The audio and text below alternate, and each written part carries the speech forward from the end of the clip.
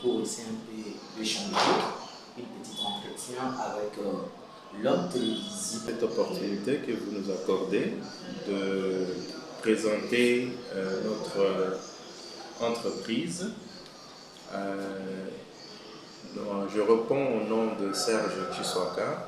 Je suis le DG de la société House of Mercy Technologies, mais en abrégé, on appelle ça Omtech Group. C'est une société de droit sud-africain, du droit congolais, du droit zambien. Donc on est établi partout là. Et une société qui est essentiellement une société de construction. Donc c'est un peu ça ce que nous devons donner comme présentation. Ok, merci beaucoup. Notre entreprise, je crois que je l'ai mentionné quand on se présentait, essentiellement c'est basé sur la construction. C'est essentiellement basé sur la construction, mais la substance même de la société, l'essence de notre entreprise, c'est un produit chimique, un stabilisant de l'argile. Ce stabilisant, quand vous le mélangez à l'argile, il durcit l'argile. Et de là, nous avons deux applications. La première application, c'est que nous fabriquons des briques à base d'argile. On mélange aussi avec ce stabilisant. Et avec ces briques, nous pouvons faire, nous sommes dans le logement, construction de logement. La deuxième application, c'est la stabilisation des routes en terre. Parce que nous avons constaté que le problème fondamental des routes en Afrique en général, c'est l'eau. Donc jusque-là, nos ingénieurs, beaucoup d'entre nous ne savons pas maîtriser le problème de canaliser l'eau sur nos routes. Et ce qui fait que nous assistons à des érosions, soit c'est la boue pendant les saisons pluvieuses ou pendant les saisons sèches, c'est plutôt la poussière. Et que ce soit la boue, que ce soit la poussière, ce sont des éléments qui sont à la base des accidents ou même des retards dans le parcours des conducteurs. Voilà, c'est sur base de ça que nous avons réfléchi dans notre bureau d'études pour essayer d'apporter une solution à cette problématique de gérer cette boue et de finir cette poussière. C'est comme ça que nous avons mis sur pied ce produit stabilisant. Quand vous le mélangez à l'argile, il durcit l'argile de telle sorte que cette réaction est irréversible et vous ne pouvez plus avoir cette argile-là que vous aviez avant. Et cela avec comme conséquence que la boue n'existe plus pendant les saisons de pluie et la poussière n'existe plus pendant l'argile. C'est le stabilisant de l'argile. C'est le produit chimique, c'est un produit liquide qui stabilise l'argile.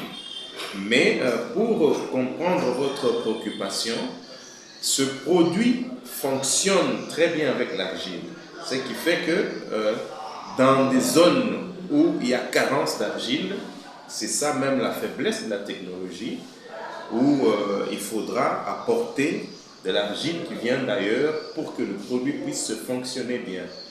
Mais Dieu merci, parce que nous sommes Congolais et nous voulons d'abord apporter des solutions dans notre pays, et notre pays regorge de très grandes quantités d'argile, ce qui fait que c'est un produit qui est vraiment propice à notre pays, la RDC, mais aussi à d'autres pays africains, là où nous avons...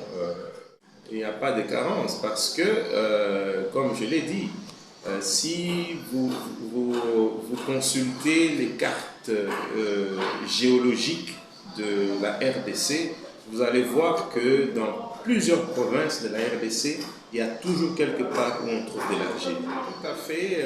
C'est ça même pour continuer au fait la question que vous nous avez posée sur nos activités dans l'entreprise.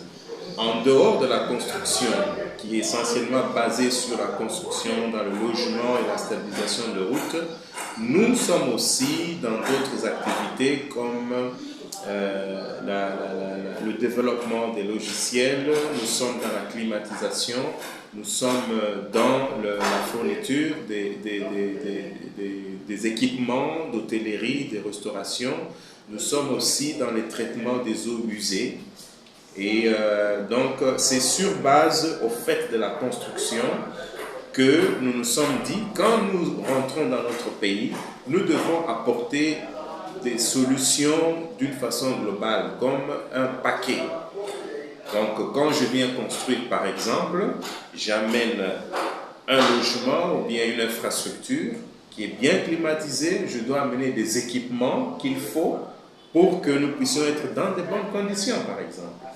Et un autre exemple, c'est quand nous sommes dans la stabilisation de route, nous nous sommes vus aussi en train, par exemple, d'apporter des solutions dans le domaine agricole, agropastoral en général.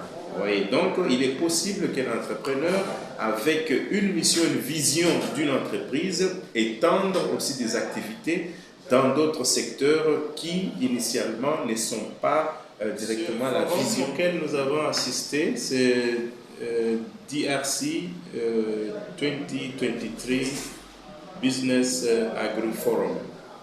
Ce sont des forums que nous encourageons vraiment et nous demandons que ce genre d'opportunités soient toujours organisées pour essayer de sensibiliser les secteurs, différents secteurs dans notre pays, essentiellement dans le domaine de l'agriculture. Donc si vous regardez les années passées, beaucoup de gens dans notre pays se sont tournés plutôt vers les mines.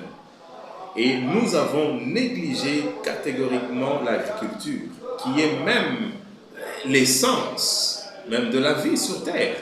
Parce que si vous voulez aller creuser pour trouver du cobalt, du cuivre, vous avez besoin d'énergie. Cette énergie dans le corps viendra de l'alimentation. Alors comment vous ne cultivez pas, mais vous voulez aller creuser pour avoir le coltan, pour avoir le cobalt? Donc c'est vraiment des initiatives à encourager pour que nous puissions avoir le temps de sensibiliser les gens et le faire revenir à l'origine même qui est l'agriculture.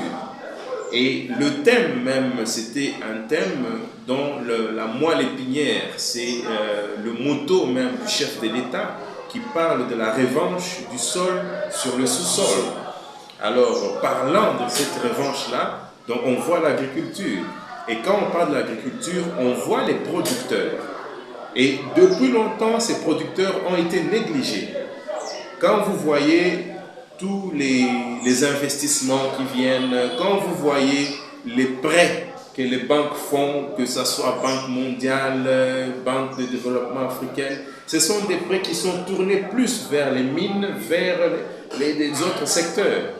Alors, si on organise des forums comme celui-là, c'est ce genre d'assises qui permet que les producteurs soient là, les bailleurs de fonds sont là, les investisseurs sont là, l'État, en tant que régulateur, est là, et tous ensemble, on se met, on peut étudier des questions, on expose les problèmes, les difficultés que nous rencontrons, et de telle sorte que nous pouvons trouver des solutions pour que l'agriculture puisse reprendre sa place primordiale. Et ainsi, nous pouvons répondre à cette grande question. Dans le temps, ce n'est pas qu'il n'y a jamais eu ce genre de forum. Il y en a eu de toutes sortes. Et on ne fait que changer de nom, on ne fait que donner des titres. Il y a des colloques, il y a des symposiums, il y a des ateliers, il y a toutes sortes de noms que vous pouvez donner à ce genre d'assises. Mais cela ne peut pas nous empêcher de continuer à travailler sur cette problématique. Parce que, parlant par exemple de la suffisance, l'autosuffisance alimentaire, parlant de la sécurité alimentaire, voyez, donc on ne peut pas se fatiguer d'essayer de parler toujours, mais on peut constater qu'il y a une prise de conscience quelque part qui a commencé, et c'est cette prise de conscience que nous devons essayer d'encadrer, essayer d'épauler, quel que soit le découragement qu'il y a eu par rapport aux autres ateliers qui ont eu lieu avant, les forums qui ont eu lieu avant, mais n'empêche que nous sommes en train de voir une volonté naissante de changer les choses. Et c'est comme ça que, autrefois, les investissements, comme on disait, étaient plus focalisés vers les mines, vers autre chose. Maintenant, on peut voir que les gens commencent à s'intéresser petit à petit à investir aussi dans le domaine agricole. C'est suite à ce genre de forum.